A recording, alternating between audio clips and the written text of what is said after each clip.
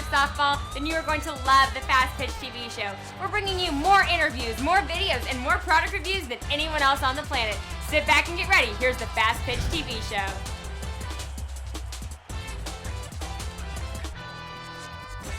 Hello, and welcome to another episode of the Fastpitch TV show. Now, if you found our show on Facebook, MySpace, or any other video sharing site, please check out our website, fastpitch.tv. It's the place to find all of our past episodes and the place to keep up with our future episodes, too. I'd also like to thank our sponsor, softballjunk.com. Please visit their website at softballjunk.com. Now, at the end of today's show, I'm going to give you a special code that'll give you $20 off softball bats at their website. So stay tuned till the end of the show for that. Now, the PFX Tour came to town a few weeks ago. That stands for Pro Fastpitch Extreme.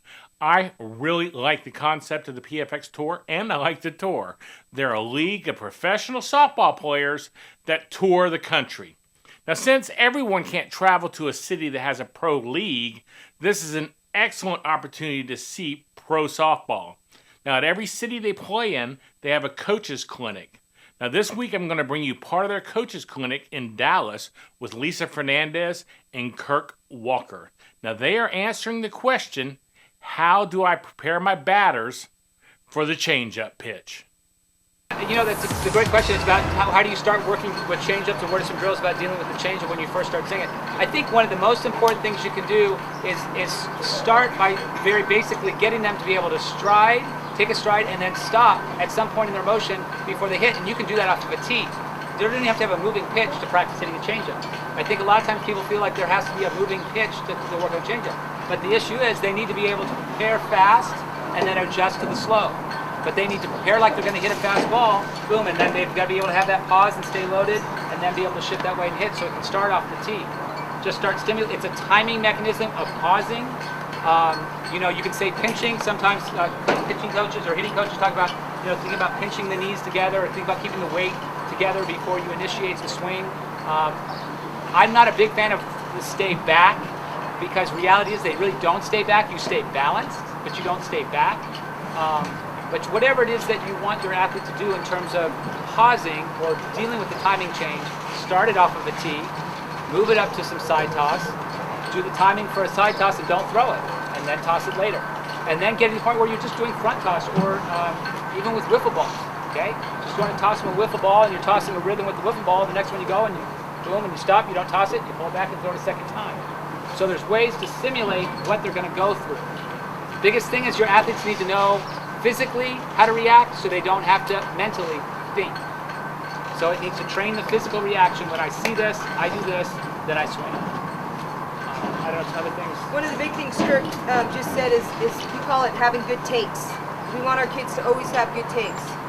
And what we mean by that is, you know, when my kid strides, they want to have a good take. This is the way they should take pitches. Ball. Ball. If I have a kid that's this, we're in trouble. If I have her out here, we're in trouble. But if they have a good take, and then as Kirk said, once they recognize it's an off speed, they can either pinch or they can get down into that front knee just enough to delay. We call it a hesitation. All you need is to hesitate, boom, to be able to hit that ball. But it starts by having good takes, and that's something that we focus a lot on. A drill that Kirk said you can do off the tees, you can have them take, take, take, swing. Take, you know, take, swing. So they get in that idea about, we call it landing soft. You want to land soft, you want to be very calm. A lot of times you'll see the kids on their takes, they're jabbing or they're trying to be quick. We want to be very soft. It's almost like they're landing on glass so that they can maintain their balance. It's easier to switch directions when you're slow. So if I'm slow or calm, then I can switch directions, whether it's staying back or reacting to change it. But if I'm quick, I'm going to have a hard time. And I think hitting a changeup or hitting any moving pitch goes back to preparation. And as Lisa talks about, you want to be able to prepare early to be on time so you don't have to rush. If you see your athletes waiting to see the ball and then they're trying to drive the ball aggressively, they're waiting way too long to initiate their swing or initiate the movement to prepare to hit. And I think that's one of the things that we need to teach as hitters at a younger age is preparing to hit occurs long before I actually make my swing. And a lot of times our hitters are waiting to see the strike, and then they're preparing and swinging at the exact same time together. If those are meshed together, you will struggle hitting a changeup. No way about it. So you have to teach your athletes how to prepare and then initiate. Prepare and then initiate, if that makes sense. And as this is said, the slower you can prepare, the more you're going to be able to be on time and adjust. No one ever says when you can start your swing, right?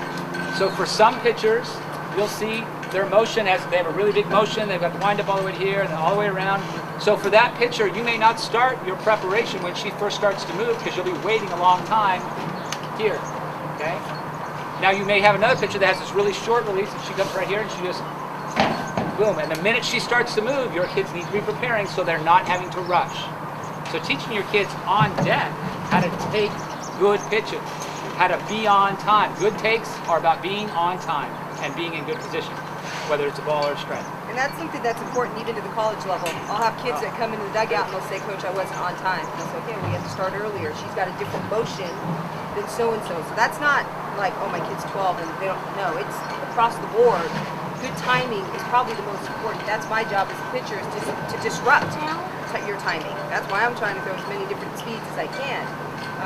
So that's across the board. Timing is probably one of the most important things. Is, are you ready to hit at the right time? I would say 90% of failures you see even at the collegiate level, even if you see at the Major League Baseball level, is timing. When they have bad swings, it's generally because their timing was bad. And they can fix it immediately and look bad, and then boom, look perfect and hit the shot over the fence, right? They didn't physically change their swing, they just got on time. You get on time, you be on time, your swing, if you train it well, will be there. The other thing that's good is teach your kids how to hit opposite field. That's not taught enough. And I'm not just skilling it opposite field, but truly to be able to hit the ball hard opposite field. And then that will also help with the changeup, because obviously they're going to be comfortable. One thing we do is we don't hesitate to set up a machine or for me to throw live and to have it on the inside corner of the plate and still want our kids to hit it up the middle. That's how much we want them to be inside the ball, so that when we do face a changeup pitcher, they're very confident of letting the ball get that deep and having the confidence that they can still hit it well and then be on time when that changeup comes. And I learned that probably really at a high level with Mike Candray on the national team, gosh, way back when the first rounds of BP, the first 5 were always opposite field. And I said, first thing I said was, do you want me throwing outside? He said, no. I want you throwing middle in because I want them tracking that ball deep and going opposite field. And it's about building confidence that you don't have to hit a ball way out here to hit it well. You can hit a ball deeper in the zone. It's going to go opposite field, but you can hit it well. So I think those are great things. I hope you enjoyed that segment of the PFX Tour, the Coaches Clinic, that is. Now, to find out more about the PFX Tour, visit their website at pfxtour.com.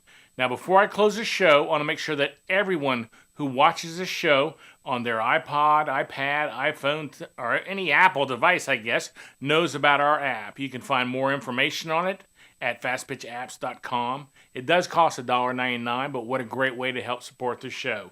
Now, don't forget to check out our website at fastpitch.tv. Become a fan of the show at facebook.com/fastpitchtv, and you can follow us at Twitter on twitter.com/fastpitchtv. Now, as I stated at the beginning of the show, Softball Junk has a special offer just for the Fast Pitch TV show fans. Softball Junk is giving you $20 off any non-sale softball bat on that website. That's right, you can take $20 right off the price of the bat. Now, this is next time you buy a bat from their website, you just enter the code FPTV1, and you can visit their website at softballjunk.com. Now, I don't mind you sharing this information with your friends, but please don't give them the code. Tell them to watch the show and get the code from there, okay? And that's it for today's show. Thanks for watching.